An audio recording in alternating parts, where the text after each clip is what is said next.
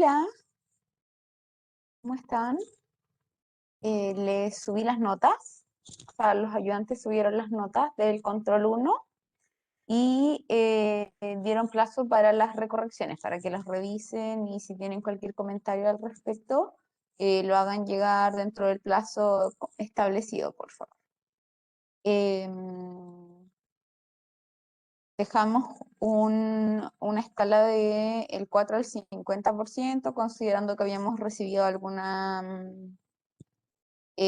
comentarios respecto a la duración de la prueba, eh, pero eventualmente más adelante vamos a evaluar si es que realizamos algún tipo de relativización al final del curso. Pero por ahora esa fue la medida que consideramos. ¿Ya? Profe, una Sí, pregunta, ¿cuándo es el plazo para recorrección? Que no vi miércoles. no vi ya. Y tenía una pregunta, no sé si quizás sería posible, si el curso está a favor quizá, de realizar otro control para que tengamos la opción de eliminar quizá el peor control, que igual las notas igual estuvieron medias malas de este control. Em, Mira, no tenemos considerado preparar otro control. Yo creo que es más probable que al final del curso relativicemos de alguna forma de acuerdo al general del curso, pero no estamos contemplando hacer otro control que se pueda borrar ni nada por el estilo. Lo siento. Eso. ¿Estamos ok? Eh, Voy a entonces compartir. Acá.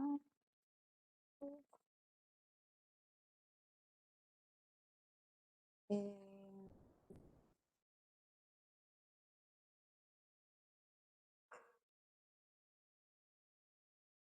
Azul. Ya. Em,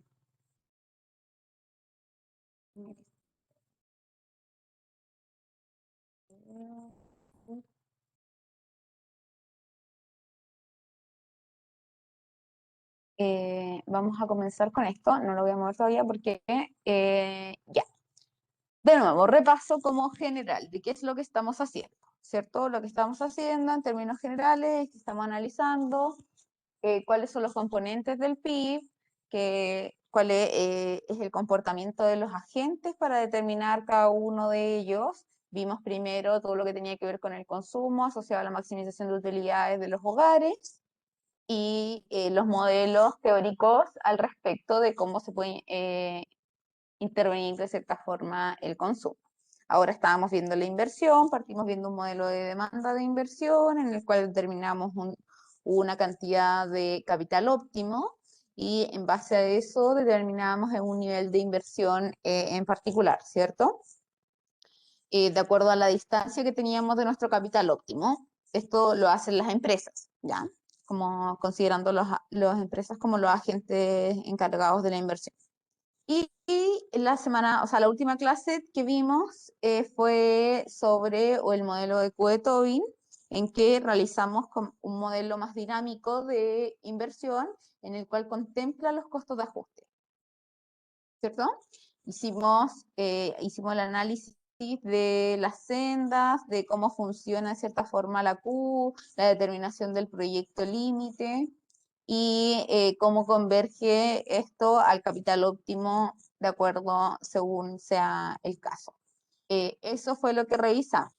Ahora vamos a ver rápidamente, nos quedaba ver el caso de un subsidio que básicamente es bien sencillo. Lo único que hacemos en este caso es consideramos que los costos de la inversión, perdón, creo que está en este, los costos de la inversión, que nosotros lo determinamos con esta función, contemplan un subsidio, o sea, un menos, ya este es un subsidio fijo asociado y el problema sigue siendo el mismo de maximización, pero al momento de maximizar y llegar a las condiciones de primer orden, llegamos a que la inversión se va a ver directamente afectada al alza por por el subsidio que estamos realizando. Este es un shock dentro de la cantidad que estábamos contemplando Y esto dentro de nuestra panel, de cierta forma, lo que vemos es que hay un movimiento del óptimo, ya que ahora el 1 es 1 menos S nuestro Q. Ya no solamente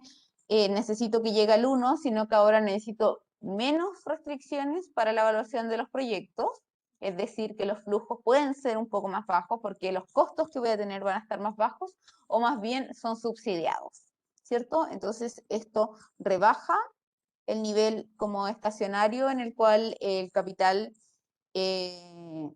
deja de incrementar, o sea, la inversión llega a cero, y esto nos establece un trayecto de una nueva senda de trayectoria hacia un nuevo nivel de capital óptimo, que obviamente lo vamos a ubicar por sobre el anterior. ¿Ya?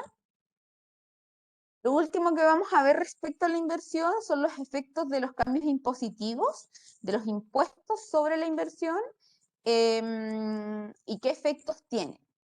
¿Ya? Esto es como bien controversial respecto de por qué hay que entender que si bien uno lo piensa como desde un punto de vista de como las utilidades, uno dice, ah, bueno, mi utilidad va a ser, ahora voy a tener que pagar impuestos por utilidades, obviamente eso disminuye la rentabilidad de mi capital, lo cual lleva a una dirección directa como evidente desde algún punto de vista.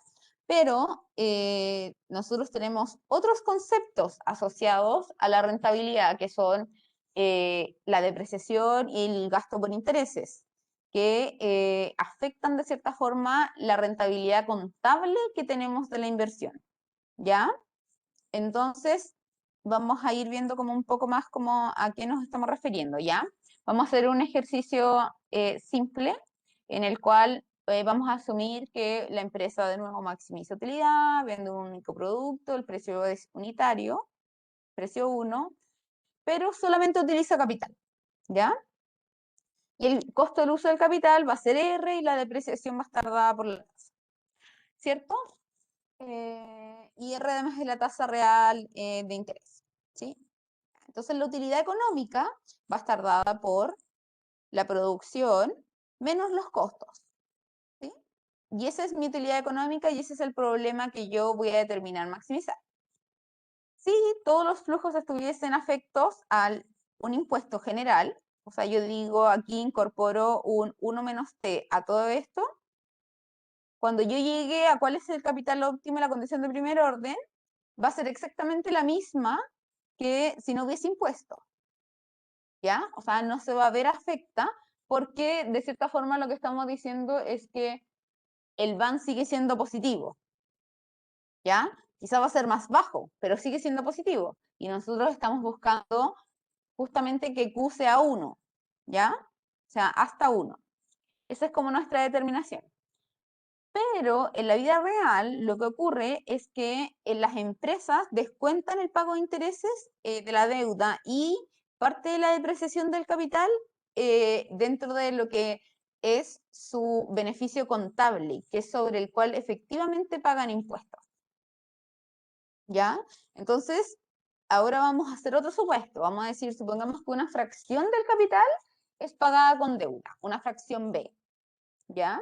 Y la depreciación contable, entonces, y en este caso es la misma que la efectiva, ¿ya? No hay ninguna diferencia, ¿ya? Y entonces, ¿cuál va a ser mi utilidad contable? Mi utilidad contable va a ser los mismos ingresos, pero acá voy a descontar el efecto del interés por la parte que estoy pagando de deuda, de cierta forma.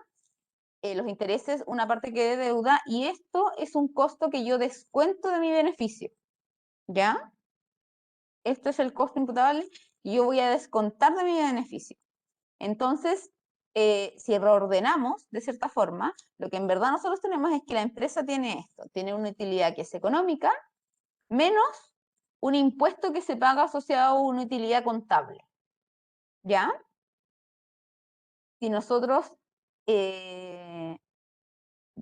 desarrollamos esto considerando la ecuación, vamos a llegar a esta situación, que es decir, la utilidad, la producción asociada a un impuesto menos todos los costos asociados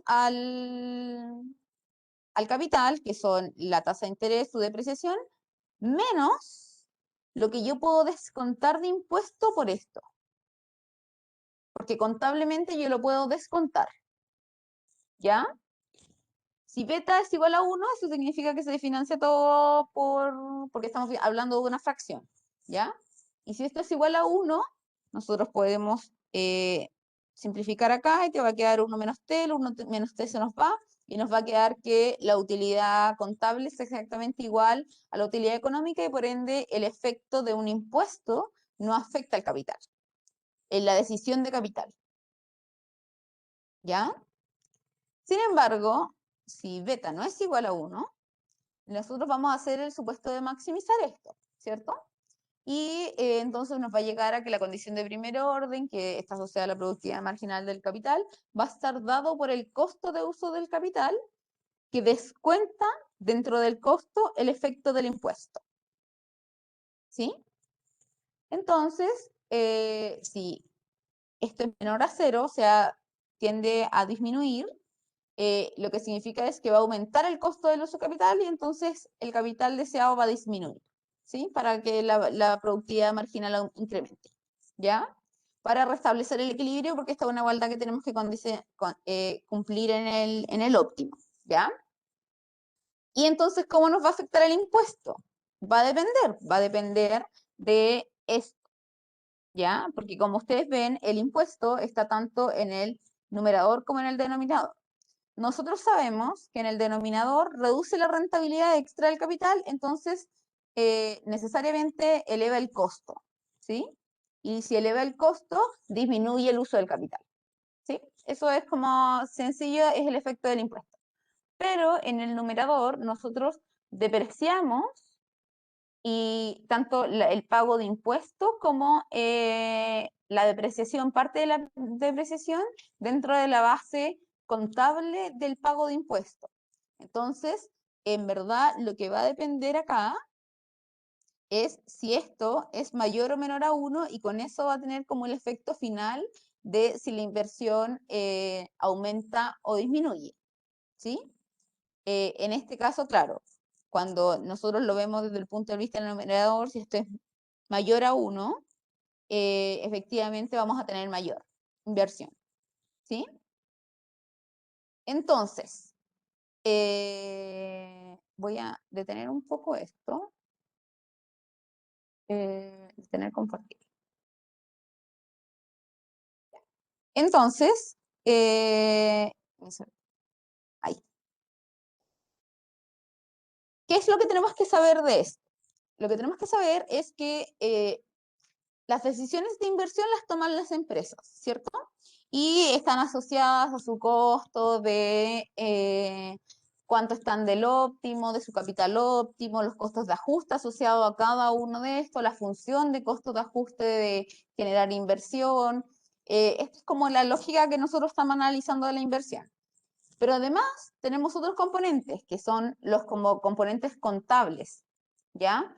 Que es que yo descuento de mi base tributaria, es decir, de la base con la cual pago impuestos, la depreciación de mis activos. Y descuento en la base tributaria el pago de gasto por intereses. Entonces, esos efectos, ambos efectos, van en la dirección contraria a lo que nos diría como la intuición respecto a un impuesto si hablamos solamente de utilidad económica, ¿sí? Porque por eso se busca implementar o incentivar la inversión, por ejemplo, a través de mecanismos de depreciación acelerada. Porque eso lo que hace es que la empresa deprecia más dentro de su base contable, no económica, porque su bien se va depreciando de la misma forma que el uso que corresponde, ¿cierto? Pero yo contablemente la estoy descontando antes y eso es un incentivo tributario que tiene efectos sobre la inversión, ¿ya? Entonces, recuerden, ¿qué es lo que estamos haciendo nosotros? Estamos intentando entender cuál es el comportamiento de los agentes, en este caso de las empresas, asociado a distintas condiciones, ¿ya? Un subsidio, por ejemplo, efectos de shock positivos o negativos en el capital, costos, los costos directamente tanto de ajuste de capital como efecto de, y finalmente el efecto impositivo, pero para el efecto impositivo siempre va a ser relevante cuál es el tipo de sistema tributario, ¿ya? Entonces, tú puedes tener efectos en la inversión a través de medidas tributarias de algún tipo, como por ejemplo la depreciación acelerada, la depreciación instantánea, que son mecanismos tributarios con los cuales se busca incentivar e incrementar la inversión. ¿Ya? ¿Alguna consulta al respecto?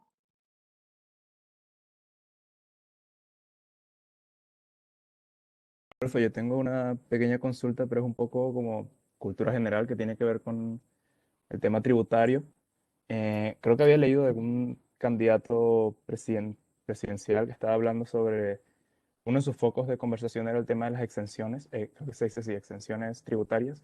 Como que en ¿Mm? Chile hay muchas y que eso no está permitiendo recaudar lo necesario. Y él habló, o él o otra persona, sobre eso de la depreciación acelerada, como que las tasas que se estaban trabajando o la manera en cómo se estaba aplicando acá en Chile, como que para sobre todo las grandes empresas, como que las estaba, em, ¿cómo decirlo? Como que se aprovechaban de eso, sobre todo al momento de como que porque todo eso se aplica como costo, ¿no?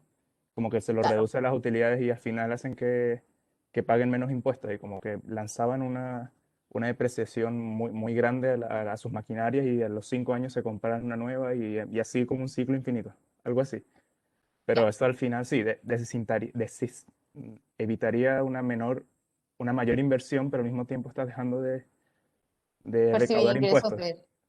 Sí, efectivamente. O sea, hay este tipo de exenciones justamente lo que busca es que uno busca incrementar el PIB, pero no a través de la situación del gobierno, sino que a través de incentivar a que las empresas estén constantemente invirtiendo.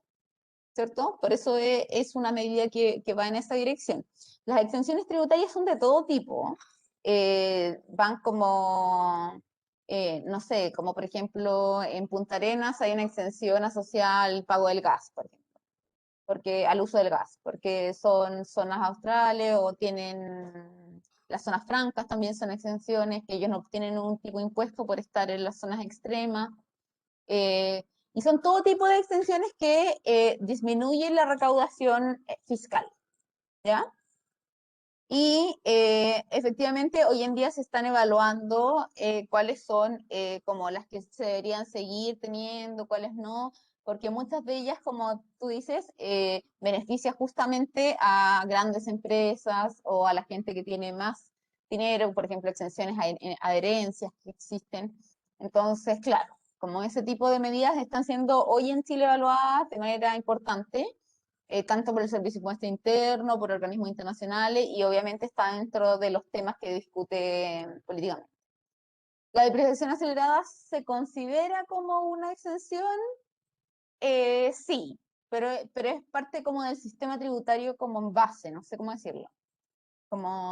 Pero sí, es una exención de una u otra forma, y justamente lo que busca es que el PIB vaya creciendo, pero a través de incentivar a los privados, a decir a las empresas, a o sea, a invertir constantemente. Porque en la medida que tú ya depreciaste tu bien, te conviene seguir invirtiendo de nuevo para de nuevo depreciarlo y así ir disminuyendo de tu base contable con la cual, a través de la cual pagas impuestos. ¿Ya? Eso es así tal cual, como tú lo estás planteando, ¿no? Pero eso es una medida como de política. Tú efectivamente puedes decidir, no, no quiero ya que las empresas sigan invirtiendo, yo les voy a dar un subsidio, por ejemplo, pero quiero que me paguen todo el impuesto. También podría ser otra medida, como que todo depende de cuáles sean como los incentivos. Por ejemplo, ahora para la pandemia se generó una depreciación instantánea para todas las empresas que ganaban menos de no sé cuánto era ingresos, ventas anuales, que era para pymes, básicamente. Entonces, lo que busca ahí es entregarle liquidez a la empresa para que pueda seguir tanto invirtiendo o funcionando, dependiendo de cuál sea la condición en que está la empresa. Pero claro, ellos descuentan eso de sus costos instantáneamente, toda su inversión, y por ende pagan menos impuestos. Y lo mismo pasa con endeudarse. Endeudarse, las tasas a las cuales se pueden endeudar las empresas también es relevante, porque eso también determina esta razón de cuál es mi costo asociado a, y por ende el beneficio tributario que voy a tener de este. Cuánto puedo descontar de pago de impuestos de mi deuda, de mi base contable, porque esos son costos que se descuentan de la base contable. Y eso también está asociado una parte por los efectos que vimos tanto en la rentabilidad de los proyectos, que se afectan por el valor presente, pero también tienen estos otros efectos que afectan el sistema tributario y los efectos que puedan tener, se puedan netear de alguna forma en la decisión de inversión. ¿Ya? Como por eso la inversión de por sí sola no es solo decisión de la empresa, sino que hay políticas que la afectan y la intervienen de distintas formas. ¿Ya? Eso. Estamos con la inversión. Acabamos de entonces terminar cuál es el análisis de las firmas, cuáles son los efectos, cuáles son las teorías que tenemos detrás de ajuste de inversión. Siempre recuerden que en inversión tenemos una diferencia entre lo que es el stock de capital y lo que es la inversión, que es el delta. ¿Ya? Lo que va cambiando el capital, ¿ya? Porque lo que nosotros registramos en el PIB es el delta, ¿sí? La inversión. Ahora vamos a comenzar con gobierno.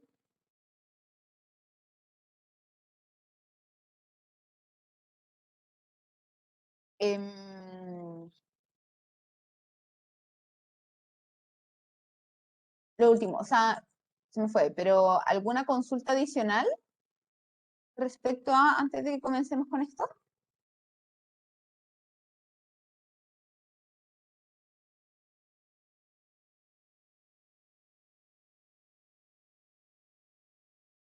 ¿No? ¿Estamos todos bien?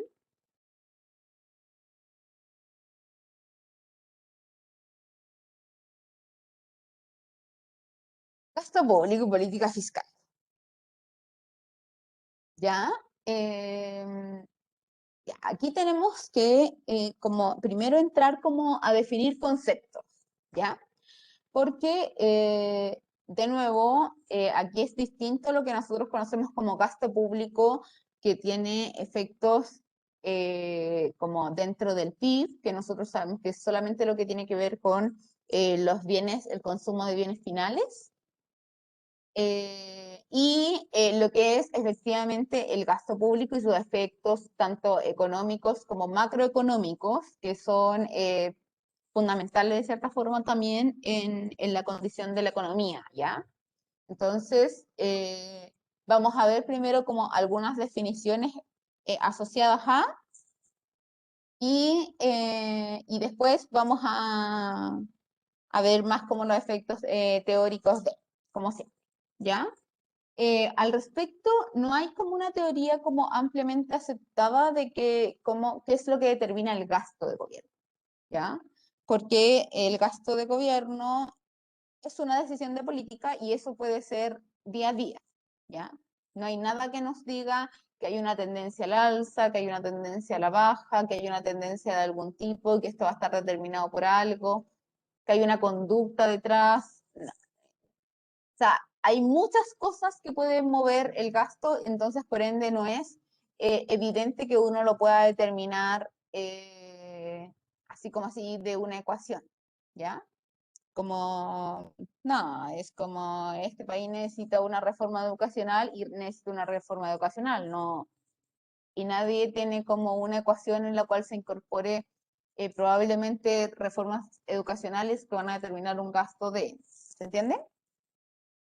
Entonces, no analizamos el gasto como, a diferencia de lo que sí hacemos con tanto en inversión como en consumo. Que lo que nosotros intentamos hacer es ver cómo afectan esos componentes y cómo se afectan tanto por tasa de interés, restricciones de liquidez, etcétera, ¿sí? Eso es como, ya, esa es una diferencia de lo que ocurre respecto a los otros agentes, ¿ya? Entonces, eso, y se han incorporado elementos de economía política, regímenes antiguos, efecto de la situación fiscal, que efectivamente si yo no tengo plata para gastar, eso también te va a determinar un gasto menor, pero no está asociado a ningún modelo ni no hay ningún determinante de la conducta. ¿Ya? Entonces, vamos a ver cómo definimos gobierno. El gobierno es el responsable de la implementación de políticas públicas a través de la provisión de servicios que no tienen mercado y la transferencia de ingresos apoyando principalmente por la recaudación obligatoria sobre otros sectores de la economía, ¿cierto? Recaudaciones obligatorias, pago de impuestos. Se excluyen las empresas públicas y se excluye el sector público financiero, ¿ya? Esta es la estructura. Tenemos el gobierno central total, ¿ya? El gobierno central es todo lo que son los ministerios, los servicios públicos, los hospitales, todo lo que son servicios que provee directamente el gobierno central, ¿ya? Después, si a uno le suma las municipalidades, que son manejadas por cada una de las municipalidades, esto llega al gobierno general, ¿ya? Y si a eso le suma las empresas públicas, llegamos al sector público no financiero, ¿ya? Y este es como un concepto más amplio del sector público. Nosotros siempre vamos a estar trabajando ahora con esta parte, ¿ya? Que es lo que es como decisión del gobierno, ¿ya? Como esto es decisión del Ejecutivo. Acá hay otros componentes asociados a qué decide cada municipalidad, ¿se entiende? Entonces, este es el foco bajo el cual nosotros trabajamos, gobierno central. Como ustedes saben, el gasto total del gobierno tiene tres componentes. Uno, que es el gasto final, que es el que nosotros consideramos como G en la contabilización del PIB. Otro, que son las transferencias al sector privado. Y la inversión pública. ¿Ya? Esos tres componentes forman parte del gasto total del gobierno. Desde el punto de vista presupuestario, como de cuando hablamos de solo el punto 1 y 3, es decir, el gasto final y la inversión, forman parte de la demanda agregada, ¿cierto? Porque esto va en inversión pública, esto va en el PIB, como inversión, pero va en la inversión total, y este que va como gasto de gobierno o consumo de gobierno. ¿Sí? Este no, porque este se traspasa a los hogares, y los hogares determinan el uso de esto. ¿Ya? El gasto corriente se le considera gasto corriente se le llama a gastos que no afectan el patrimonio, de cierta forma, del gobierno. Y que va a estar dado por el gasto como el consumo y las transferencias que tienen. Y si uno a eso le suma el gasto de capital o la inversión pública, que sí tiene efectos en el patrimonio, llegamos al gasto total. ¿Ya? Quiero que veamos ahora directamente desde acá. Esta es la página de la Dirección de Presupuesto en la que uno encuentra todas las estadísticas asociadas al gobierno. ¿Ya? ¿Qué es lo que estamos diciendo ahora? Nosotros tenemos, vamos a sacar esto. Miren, gobierno central, gobierno general. El gobierno general que tiene las municipalidades. Nosotros trabajamos con gobierno central. ¿Ya? Vamos a verlo en porcentaje del PIB. Esto todavía no está actualizado hasta el 2020, pero lo vamos a ver en porcentaje del PIB.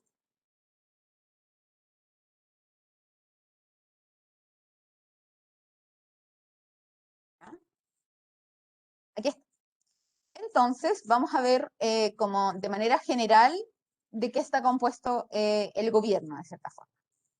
¿Ya? Tenemos los siguientes. Los ingresos del gobierno son, en su mayoría, ingresos tributarios netos. ¿Ya? Esto es recaudación, impuestos. ¿Cierto? Tenemos ingresos por cobre. Aquí en impuestos también hay parte que es por cobre, ¿ya? Por si acaso. Hay una parte que es por cobre, tenemos cobre bruto, que esto es Codelco, directamente a la empresa pública. ¿Ya? Y posiciones previsionales que están asociadas principalmente a salud, FONASA. La gente que cotiza en FONASA paga cotizaciones. Y después ya vienen como las donaciones, rentas de la propiedad, que aquí va como utilidades de empresas públicas, intereses de los activos. Y después tenemos ingresos de operación y otros, que acaban como multas y otros. Y ingresos de operación son como los ingresos de los servicios. Como por ejemplo cuando te cobran en el conservador de bienes raíces para registrar una empresa. Sí, ahí está, ingresos de operación. Cuando tú vas a sacar tu carnet y te cobran por sacar tu carnet, ingresos de operación, ingresos de los servicios. ¿Sí? Esa es como más o menos la estructura. Donaciones son donaciones. ¿Ya? Como alguien donó algo, alguien murió y no tenía herencia, pasó al Estado, no tenía, ¿ya? Ese tipo son las donaciones. Como ustedes pueden ver, el fuerte de todos los ingresos está aquí, ¿ya? En algún momento estuvo acá, ¿ya? O sea, hubo un componente importante del cobre que eran estos altos niveles asociados a cobre, ¿ya? Pero con la caída del precio que se vio en los últimos años, esto estaba muy por debajo, ¿ya? Pero fue una pregunta. Sí, ¿En Codelco son utilidades que reparte Codelco que transfiere al gobierno? sí. Tiene dos efectos. Tiene las utilidades y el pago de impuestos. Pero el pago de impuestos iría arriba en ingresos tributarios netos, ¿no? No, aquí se considera todo en Codelco, todo va acá. Todo lo Ah, que ok. venga de Codelco va en cobre bruto, todo. Y aquí hay algo que antes se le llamaba ley reservada del cobre, que ahora se llama de otra forma, pero es que ellos tienen que traspasar un porcentaje de los ingresos. Vamos a poner extra y reservada. ¿Y se debería esperar que ese porcentaje suba, dado que el precio del cobre ha ido subiendo Sí, últimamente? y esperamos que llegue harto más con las nuevas proyecciones, porque el cobre hoy día, o sea, está sobre $4, que no se observaba hace 20 años. ¿Ya? Entonces es súper importante, como el nivel el que estamos viendo ahora de. Estos son los ingresos del gobierno central total, que es lo que de lo cual nosotros vamos a analizar. Y siempre en general nosotros como trabajamos teóricamente sobre estos, ¿sí? Como que no, rara vez hacemos como supuestos teóricos, la teoría no analiza como la composición de las multas, sino que este es el fuerte, ¿ya? Y en los gastos tenemos todos estos gastos que son, estos que son como principalmente el gasto personal, que son salarios, bien y servicio de consumo, que son lo que son, es como consumo. Intereses, este es importante, es el pago de intereses de la deuda, ¿ya? Subsidios y donaciones en su mayoría tienden a ser transferencias,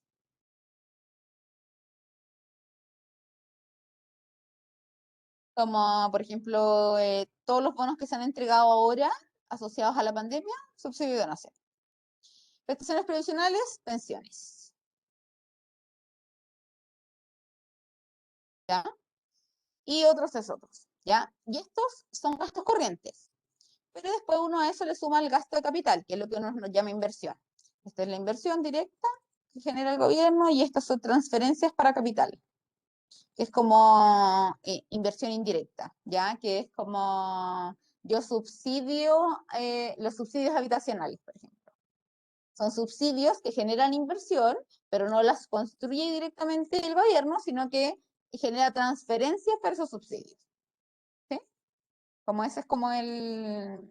Y con eso llegamos al gasto total del gobierno, ¿ya? Que es la suma de todos los componentes anteriores. Esta venta de activos son ingresos, por si acaso.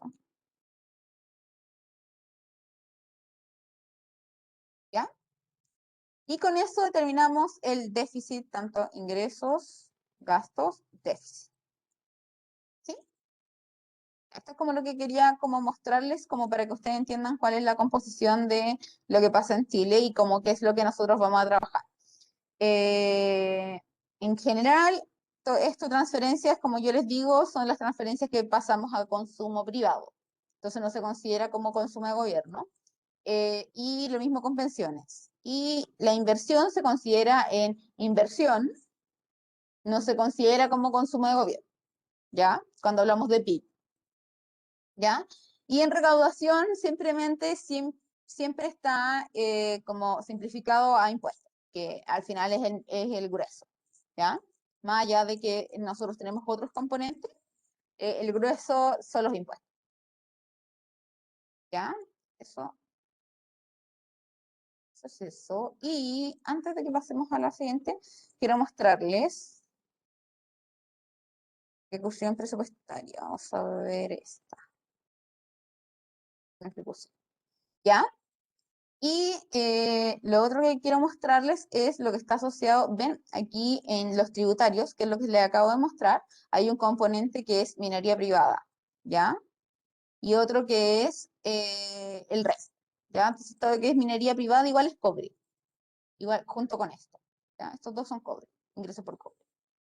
Y lo otro es lo que acabamos de ver nosotros, ¿ya? Pero quería mostrarles, que esto debiese estar en alguna parte de acá, acá, los impuestos, ¿ya? El principal impuesto que tiene Chile es el IVA, ¿ya? Este es el más grande, este es el más importante, 8% del PIB. El que le sigue es renta, que tiene el componente tanto de cobre como del resto, ¿ya? Y tenemos como impuesto a los productos específicos, que son al tabaco, a los combustibles y la extensión en la pesca, que es un monto muy menor, ya que se creó hace pocos años, no tiene mucha relevancia, pero en lo específico los fuertes son el tabaco y los combustibles. Ya el impuesto a los actos jurídicos, que es como el impuesto de timbre y estampilla, y el impuesto al comercio exterior. ¿Ya? Esto es relevante porque en algunos países esto es muy importante como porcentaje de su impuesto, sobre todo los que tienen grandes exportaciones, grandes importaciones. Aquí ven una cantidad de como más significativa. En Chile el fuerte está acá. IVA es el impuesto más importante y le sigue renta. ¿Ya? Esas son cosas que ustedes tienen que saber como conocimiento general, ¿ya? Como cuál es la principal recaudación del gobierno en Chile, el IVA. ¿Ya? Eso. Y aquí hay como unas nociones de como gasto, ingreso, balance total y balance primario. ¿Cuál es el balance primario? El balance primario es descontando ingresos y gastos por intereses. ¿Ya? Que es decir, lo que no viene por determinación de decisiones previas. ¿Ya? Todo esto son flujos anuales. Esto es de un año en particular, esto es de un año en particular, un año en particular, un año en particular. Flujos. ¿Ya? Y la composición del gasto, que aquí está como bien y servicios, salario, intereses, y ahí como ejemplos al respecto. Bueno, nosotros acabamos de revisar el de Chile como más en detalle, pues lo pueden sacar como porcentaje si quieren analizar. ¿Ya? Toda esta información es pública, como ustedes pueden ver, entran a la página, la descargan. Es importante que lo sepan utilizar porque los vuelve más independientes, ¿ya? Así que recuerden igual familiarizarse con estas páginas, no solo aprender la teoría que hay detrás, sino que también cómo la vemos en términos prácticos.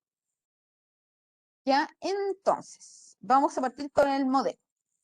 Vamos a partir primero con el modelo keynesiano básico, que tal como ustedes recuerdan, en una economía cerrada, la demanda agregada va a ser exactamente igual al PIB y va a estar dada por el consumo de los hogares, la inversión y el gasto de gobierno. ¿Sí?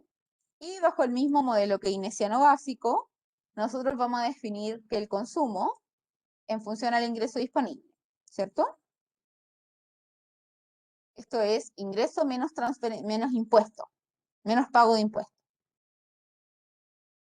Entonces, en este caso reemplazamos lo que es el consumo de los hogares, por la ecuación de consumo básica de Keynes, como la teoría básica, y vamos a incorporar este componente.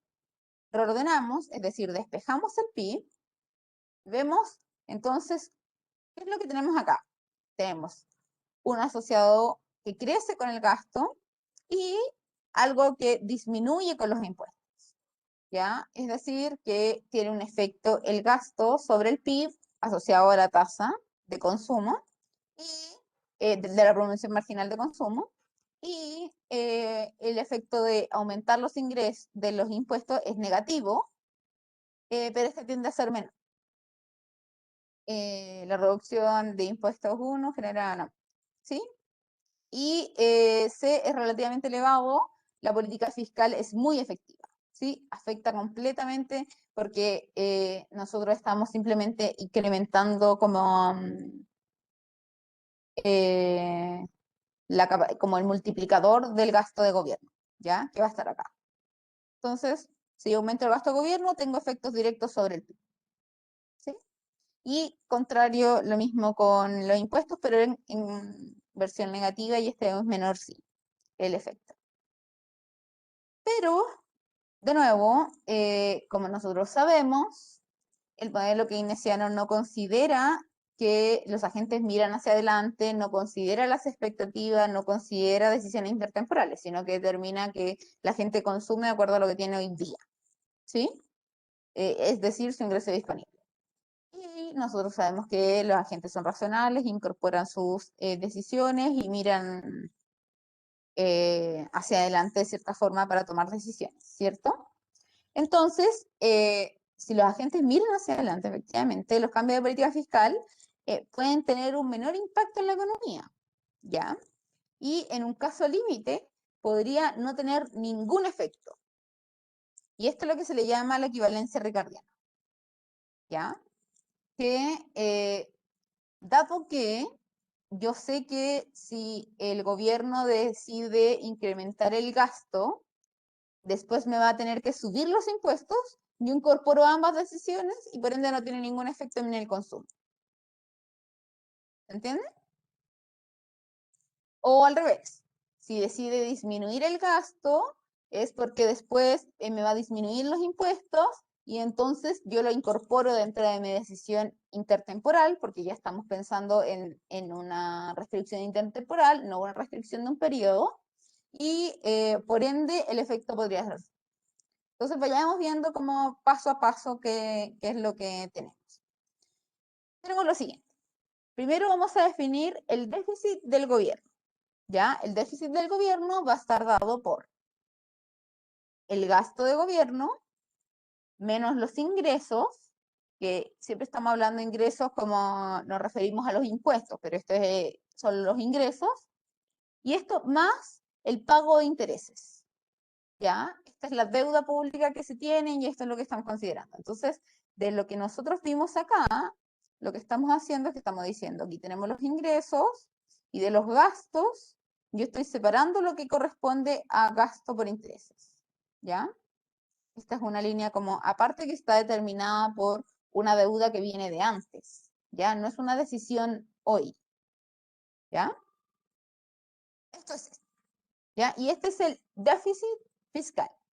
Como está definido como déficit, si este es menor a cero, es un superávit, ¿ya? Pero es por definición nomás, si no, si quisiéramos evaluar qué es lo que es un superávit, sería todo esto al revés. Esto T menos estos dos componentes, ¿sí? Pero ahora lo estamos evaluando como déficit. ¿Ya? Y el déficit, lo que nos está diciendo es que equivale a cuáles son las necesidades de financiamiento que va a requerir el gobierno para un año, ¿ya? Porque el déficit es el flujo del año. Este es el flujo del año. Pero como flujo del año, también nosotros lo podemos determinar como el cambio en el stock de la deuda. ¿Sí? La deuda es un stock, no es un flujo, es un acumulado. ¿Sí? Yo voy acumulando deuda. Entonces, el cambio en la deuda va a ser efectivamente mi déficit y esto va a ser igual a este componente. Acá cuando hablamos de deuda, estamos hablando de deuda neta, es decir, de deuda neta de activos, porque los activos también son una fuente de financiamiento, ¿sí? Yo puedo financiar mi déficit con activos o puedo financiar mi déficit con deuda, pero en términos netos, tú tienes que lograr que tu déficit se financie, sea exactamente igual a la diferencia entre la deuda neta, ¿ya? Reordenamos los términos, ¿sí? Y vamos a llegar entonces a que la deuda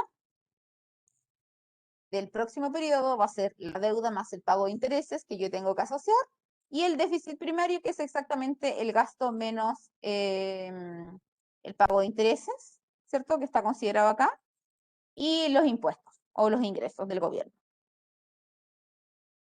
¿Ya? Consultas hasta aquí.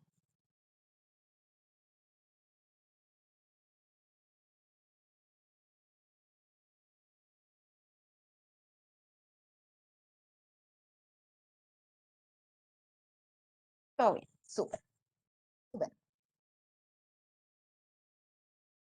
Ahora, una vez que definimos cuál fue el déficit y su relación con la deuda y sus efectos intertemporales, porque aquí lo que estamos viendo es que tiene efectos intertemporales, lo mismo que ocurría con las decisiones de consumo, ¿cierto? Entonces, con esto podemos nosotros iterar un año más y así sucesivamente, incorporando los efectos de la tasa de interés, ir iterando y seguimos iterando y vamos a construir la restricción presupuestaria intertemporal del gobierno. Ahora ya no estamos considerando, o sea, ahora es lo mismo que hicimos con el ejercicio de construir la restricción intertemporal de los hogares, pero ahora estamos considerando la restricción intertemporal del gobierno. ¿Qué es lo que tenemos acá? Tenemos lo siguiente, que el gasto vamos a considerar que la deuda inicial tiene que ser exactamente igual a los flujos de todos los gastos menos todos los ingresos que yo voy a recibir. Y hay un componente final, que es el que cuando nosotros iteramos nos va quedando siempre un componente final, que es en el último periodo, que es cuál es mi nivel de deuda al último periodo.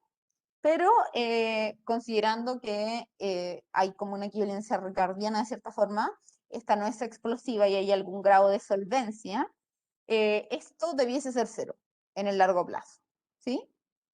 Como mi deuda en el muy largo plazo, esto debiese ser cero.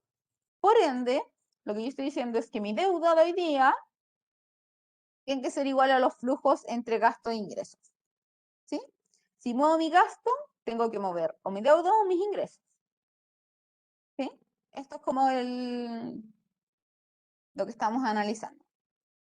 ¿Ya? Y por ende, en una política ricardiana se vale exactamente el valor presente del gasto público debe ser igual al valor presente de los ingresos ajustados por la deuda inicial, ¿sí? Todos los ingresos en valor presente, ¿ya? Ahora, consideremos que tenemos la restricción presupuestaria de los hogares, ¿ya?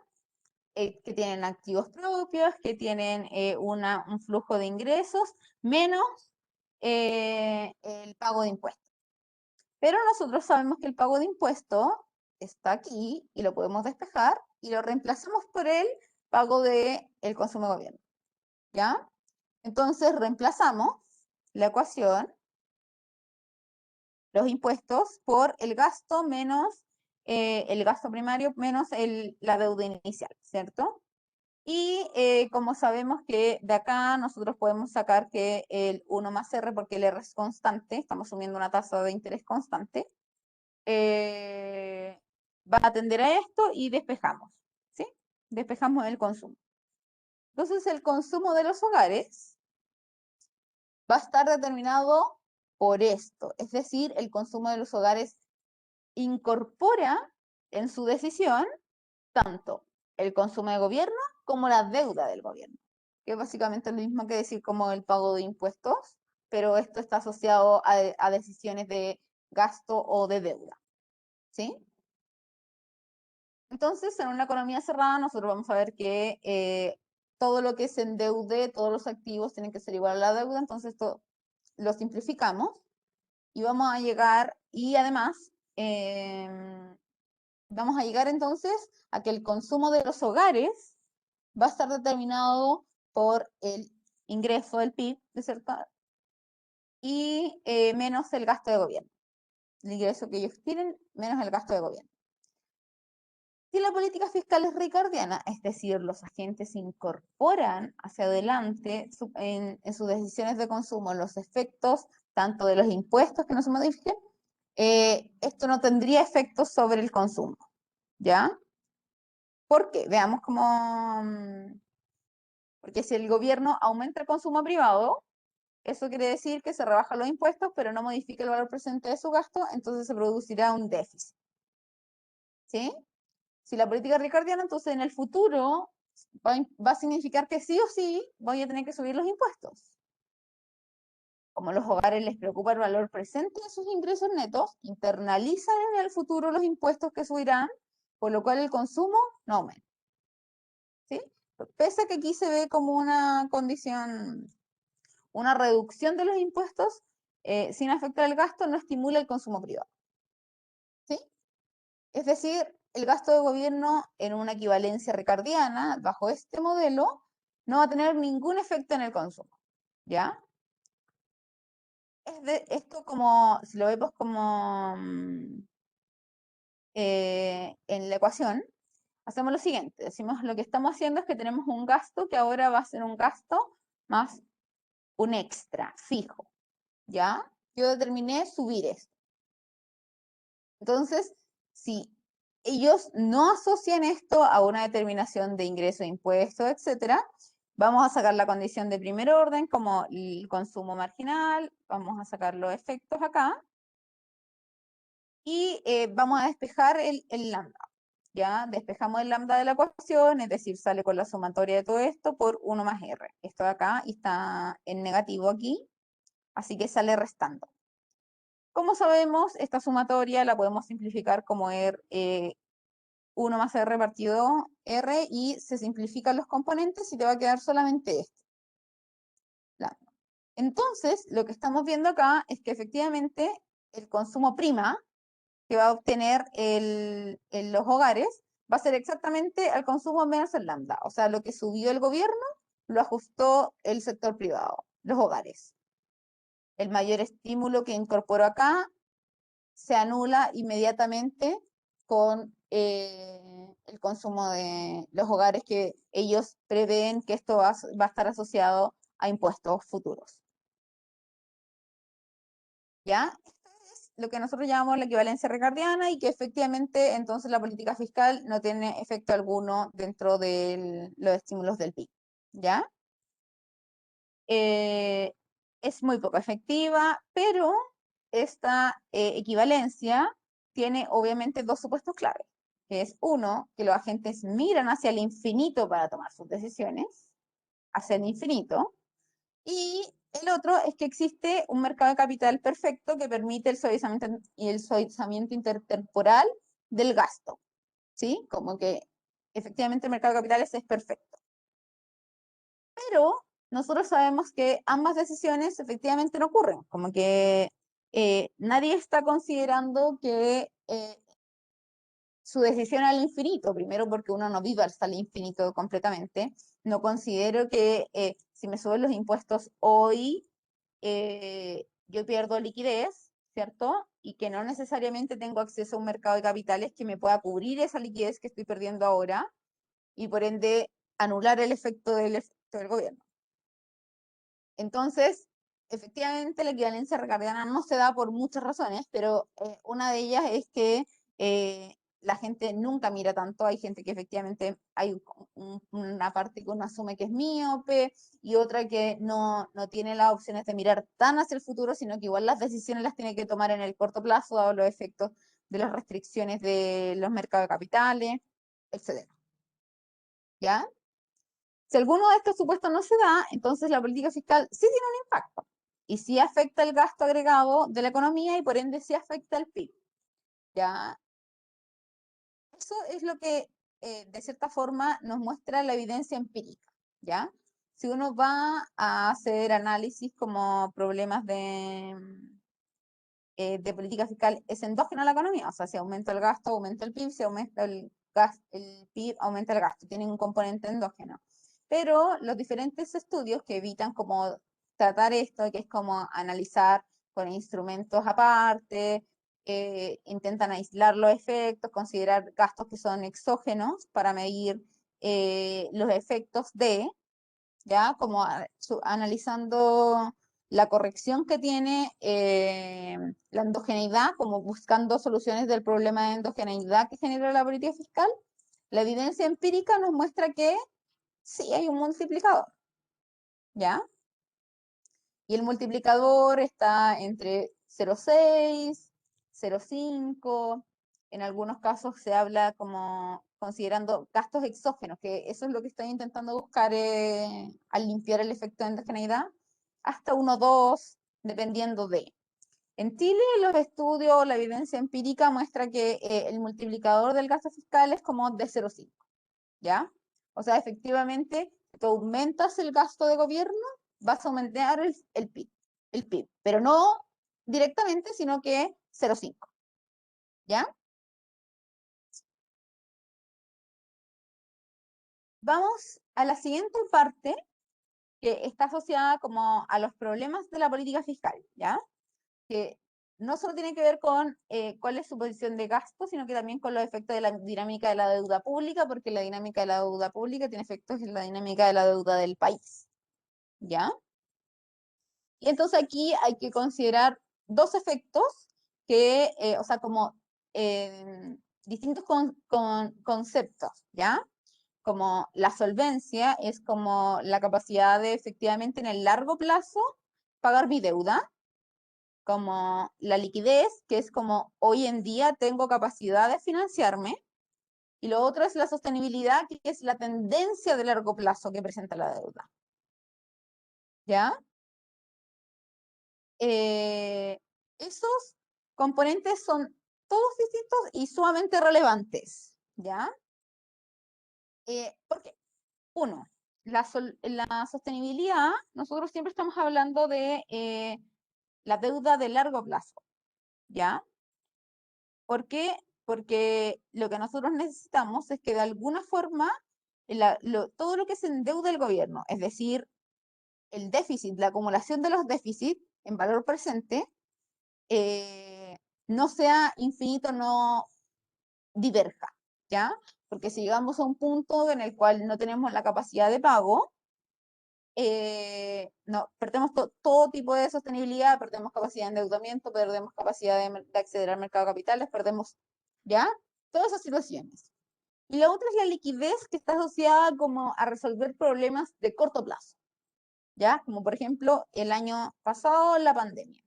Tú te enfrentas a una pandemia y tú tienes que financiar beneficios, tanto para empresas como para hogares, para suplir las necesidades que se enfrentan, aumentar el gasto en salud, pagar vacunas, etcétera, ¿cierto?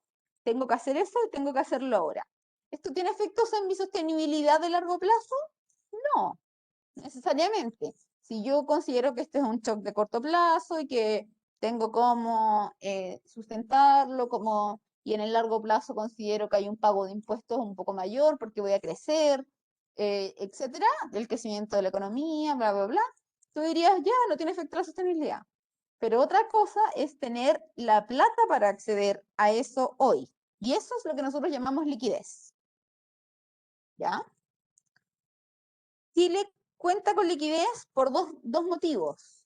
Uno, porque tiene acceso al mercado de capitales. Pueden ir al mercado de capitales y endeudarse a tasas relativamente buenas, ¿cierto? Como respecto de otros países. Puede acceder a deuda sin problema.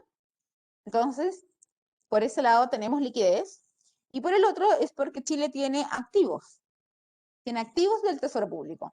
Y esos activos los puede utilizar y también es otra manera de financiar inmediatamente, de cierta forma, necesidades de, ¿ya?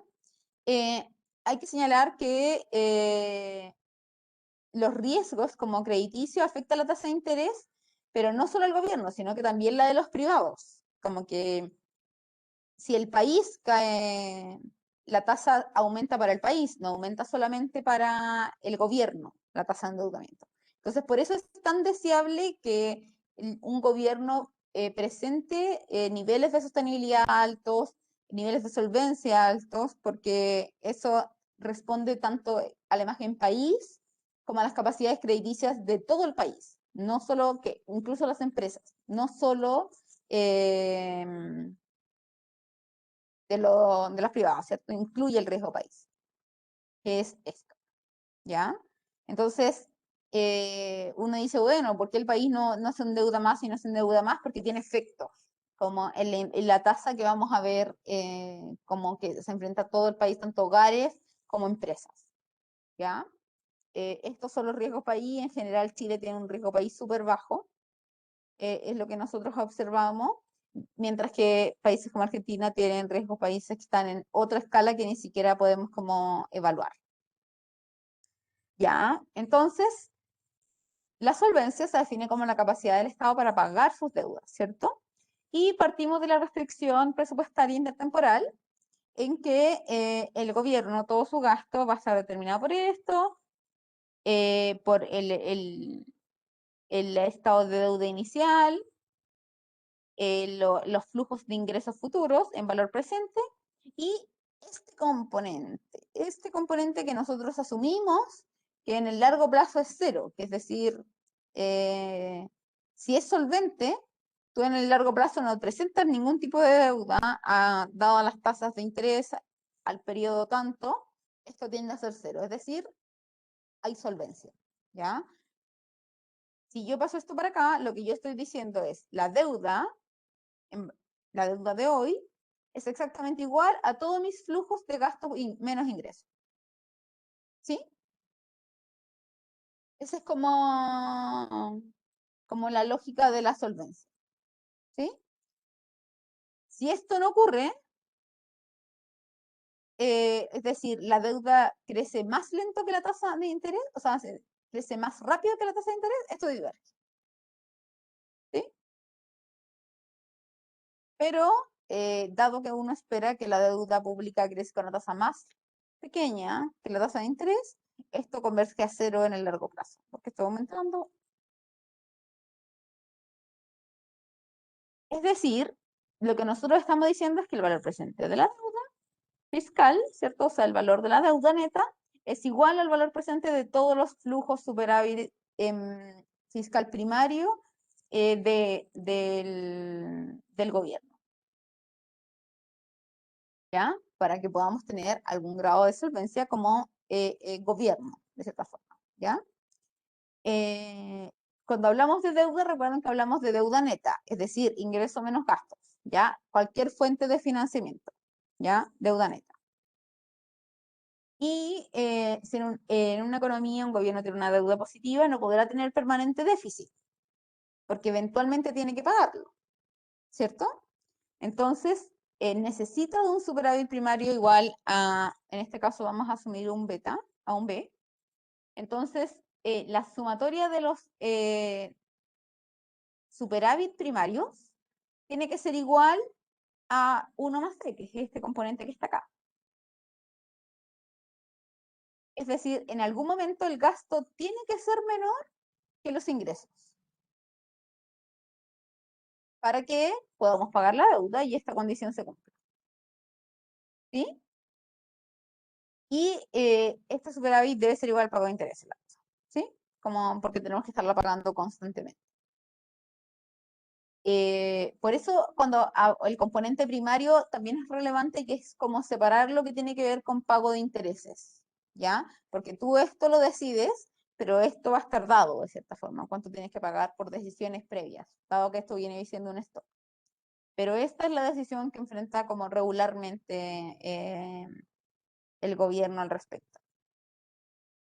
La liquidez es lo que decíamos ahora, que tiene que ver con la restricción intratemporal, es decir, yo en el corto plazo, es decir, ahora ya necesito pagar mi gasto menos mis ingresos, más el pago de mis intereses. Y esto tiene que estar dado por yo tengo que poder acceder a este nuevo nivel de deuda para poder cumplir con esto. ¿Cierto? Entonces, se debe contar con algún tipo de financiamiento que nos permita reaccionar en el corto plazo a cumplir con esta condición. ¿Sí? Como que yo pueda pagar todo lo que son mis gastos, mi pago de la deuda y menos mis ingresos, como mi pago y acceder a esto. Esto es lo que nosotros llamamos liquidez. ¿Ya? Chile cuenta con activos, como ustedes ven aquí. Estos son los activos que cuenta Chile. En particular tenemos los otros activos del Tesoro, que son variados. Tenemos el FRP, que es el Fondo de Reserva de Pensiones, que está asociado a la reforma previsional que financia el Pilar Solidario de Pensiones. Tenemos el FES, que son el Fondo de Estabilización Económica y Social, que se creó con la Ley de Responsabilidad Social, para justamente dar espacio de financiamiento para crisis. Por eso es estabilidad económica y social. Está hecho para eso, para estabilizar cuando sea necesario. ¿Ya? Esa es como la suerte que tiene Chile al respecto, que cuenta con ingresos, o sea, con activos de este tipo. Tenemos un fondo para la educación que es muy menor, que se creó con la ley de gratuidad. Tenemos el FAR, que es un fondo asociado a las regiones, asignación de regiones, y el TAC, que es el de tratamiento de alto costo, de enfermedades de alto costo, ¿ya? Estos son muy chiquitos, son fondos pequeños, que se crearon ahora último, fueron parte de las últimas reformas, de cierta forma. Pero el fuerte está acá. Tenemos FRP, que es para financiar pensiones, que tiene una regla de financiamiento, que tiene una regla de uso, y tenemos el FES, que se fue creado para justamente la estabilización económica y social cuando se requiere de liquidez. ¿Ya? Esta es nuestra trayectoria de deuda. Nuestra trayectoria de deuda dice que a principios de los 90 nosotros teníamos una deuda en torno al 45%, algo por el estilo, y a través del control de la política fiscal, superávit que se observaron tanto con el precio del cobre como control de hasta los años 2006, 2007, 2008, llegamos a un nivel de deuda bruta, que es decir, sin descontar los activos, solo la deuda, perdón, en torno a 5%.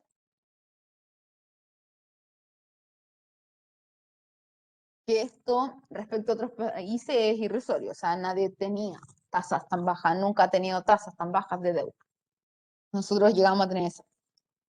Sin embargo, dada la caída del precio del cobre y las nuevas exigencias tanto sociales, las presiones han generado que los gastos sigan incrementando, asociando nuevas responsabilidades, etc. Y la deuda ha ido creciendo, solo que en el último periodo el crecimiento de esta ha sido algo explosivo, ¿ya? Entonces, esto es como una de las preocupaciones que existe actualmente, que es que la tendencia de la deuda no parece ir estancándose en algún momento, ¿ya? Como que solamente está llevando una tendencia muy al alza y eso nos puede llevar a una situación insostenible, ¿sí? ¿Ya? Y la sostenibilidad de la deuda, que está asociada a la restricción presupuestaria, que es cuando ya estamos hablando de los efectos de largo plazo, de cierta forma. Entonces, lo que vamos a considerar aquí es como la restricción presupuestaria del gobierno, que consideramos al principio, ¿cierto? Considerando el stock de una nueva deuda, lo vamos a dividir todo por el PIB y nos van a quedar como todo en letras chiquititas, ¿ya? Como un porcentaje del PIB. Entonces, lo que nosotros vamos a decir acá es que la restricción como fracción del PIB debe ser igual a el crecimiento de la deuda, es decir, esto lo vamos a considerar igual, o sea, el crecimiento del PIB lo vamos a considerar igual a 1, y la tasa de crecimiento del PIB la vamos a definir como este lambda. ¿Ya? Entonces, considerando estos dos efectos, nos va a quedar que el crecimiento con crecimiento económico, la deuda puede crecer a esta tasa con crecimiento económico, mientras mantenga la equivalencia con la deuda actual que se dispone como porcentaje del PIB y el superávit primario bajo esta condición. ¿Ya? Antes de seguir, ¿dudas de algo en particular? ¿Algún concepto en particular?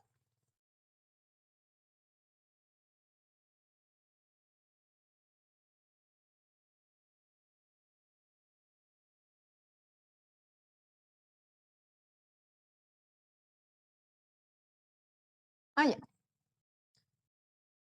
Ya. La equivalencia ricardiana lo que nos dice es que los hogares, acá está la decisión de hogares, ¿cierto? De consumo. Los hogares internalizan en sus decisiones de consumo intertemporales el actuar del gobierno. ¿Sí?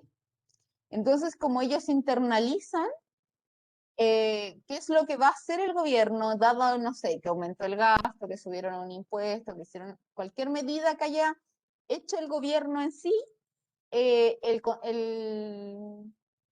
inmediatamente el consumo de los hogares se ve afectado, porque está aquí, ¿ya? Entonces, si yo aumento el gasto, el consumo baja.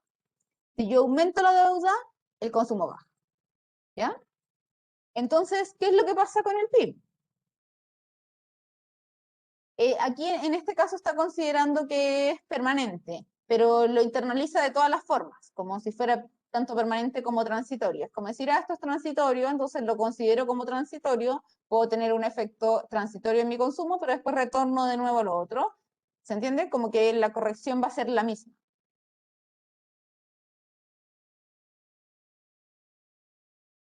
Entonces, ellos sí o sí van a, y dado que ellos internalizaron las decisiones del gobierno dentro de sus propias decisiones, entonces el efecto de la política fiscal es nulo, porque se anula. ¿Sí? Por más que el gobierno intente aumentar su gasto para aumentar el PIB, el consumo se va a ver afectado. ¿Ya? Y esa es la equivalencia ricardiana. Lo que pasa es que la equivalencia ricardiana tiene muchos supuestos, que es que obviamente los hogares van a considerar hasta el infinito en sus decisiones los cambios que pueda generar el gobierno. Y eso no ocurre, como en la vida real nadie va por como analizando constantemente que el efecto que está teniendo ahora el gasto de esto me va a generar un aumento allá, como que no es tan así. Y lo otro es que también asume que si el gobierno por ABC motivo decide disminuir el gasto, en teoría por equivalencia ricardiana, yo lo debiese subir.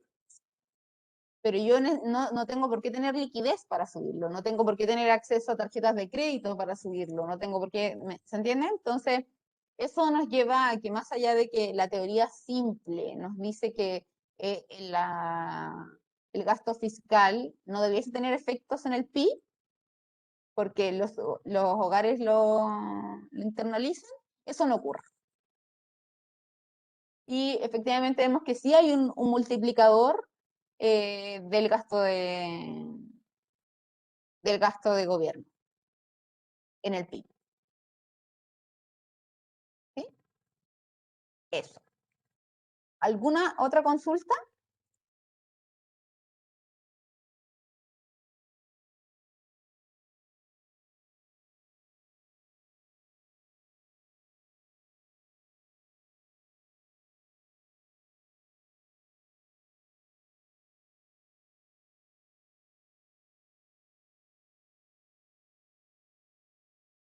Ya.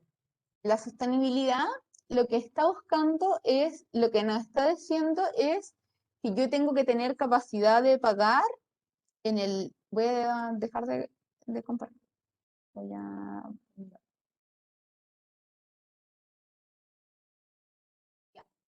todos sabemos, entendimos como lo que tenía que ver con la liquidez, ¿cierto? Que es como que si yo tengo que pagar algo ahora, necesito tener la plata ahora.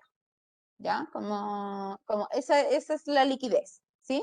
Y ya eso sea a través de, o me puedo endeudar, o puedo usar parte de mis activos, hoy, en el corto plazo, mi decisión de corto plazo.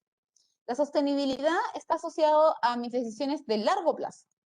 Entonces, si yo voy aumentando mi deuda y digo, y no muevo ni el gasto ni los impuestos, ¿sí? Lo que va a generar es que voy a generar otro déficit. Y ese déficit de nuevo aumenta mi deuda. Y si de nuevo no muevo ni mi gasto ni mis impuestos, voy a generar otro déficit. Y ese déficit va a aumentar de nuevo mi deuda. Y voy a ir así permanentemente, ¿sí? Hasta que voy a llegar a un momento en que el nivel de mi tasa de deuda ya no la voy a poder pagar, porque ya no tengo a nadie que me quiera prestar para pagarla, ya usé todos mis activos, entonces ese gobierno es insostenible. O sea, ya no tiene la capacidad de pagar su deuda de largo plazo, ¿sí? Como todas sus deudas, ¿ya? Porque uno no es que tenga que pagar las deudas en un día, sino que va pagando intereses, ¿cierto? Como año a año. Uno acumula un stock de deuda y eso te va generando pago de intereses por muchos años. Que es lo que nosotros vimos en la línea que se veía de gasto por interés. Esa línea de gasto por interés es que yo tengo la capacidad de ir pagando año a año, ¿sí? Pero si eventualmente yo no genero ningún cambio, tanto en mi estructura de gasto e ingresos, me va a pasar que me va a llevar a un ritmo insostenible de la deuda y eso ya va a ser impagable, ¿ya?